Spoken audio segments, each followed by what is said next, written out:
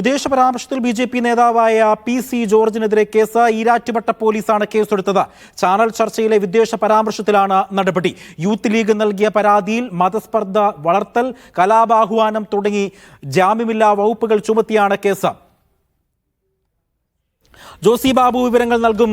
ജോസി ബാബു, അനങ്ങാപ്പാറ നയം പോലീസ് അവസാനിപ്പിച്ചിരിക്കുന്നു. പരാതി കൊടുത്ത് 4 ദിവസം പിന്നിട്ടിട്ടും കേസെടുക്കാൻ തയ്യാറായിരുന്ന പോലീസ് ഇപ്പോൾ ഇതാ കേസെടുത്തിരിക്കുകയാണ്. ഏറ്റവും പുതിയ വിവരമാണ് ഇപ്പോൾ പുറത്തു വരുന്നത്. എന്താണ് വാർത്തയുടെ സമഗ്രമായ വിവരം?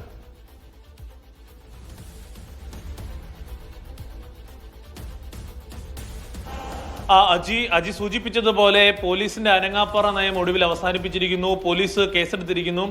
വിദ്വേഷ പ്രസംഗത്തിൽ പി.സി. ജോർജിനെ പ്രതിയാക്കി ഈരാറ്റുപേട്ട പോലീസാണ് കേസ് രജിസ്റ്റർ ചെയ്തിരിക്കുന്നത്. ചാനൽ ചർച്ചയിലെ വിവാദ പരാമർശത്തിലാണ് നടപടി. മതസ്പർദ്ധ വളർത്തൽ, കലാപാഹ്വാനം തുടങ്ങിയ വകുപ്പുകൾ ചുമത്തിയിട്ടുണ്ട്.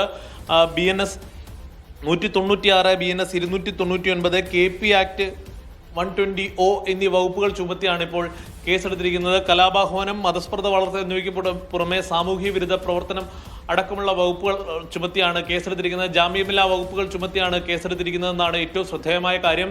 കഴിഞ്ഞ ദിവസങ്ങളിൽ ഇത് സംബന്ധിച്ച് 7ഓളം പരാതികളാണ് സംസ്ഥാനത്തെ വിവിധ പോലീസ് സ്റ്റേഷനുകളിൽ ലഭിച്ചത്.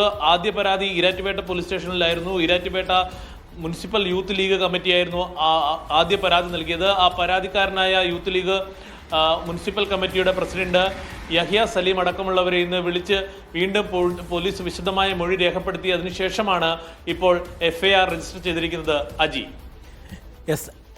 പി.സി. ജോർജിനെതിരെ കേസെടുത്തിരിക്കുന്നു എന്നുള്ള ഏറ്റവും പുതിയ വാർത്തയാണ് ജോസി ബാബു കോട്ടയത്ത് നിന്നും നൽകിയത്.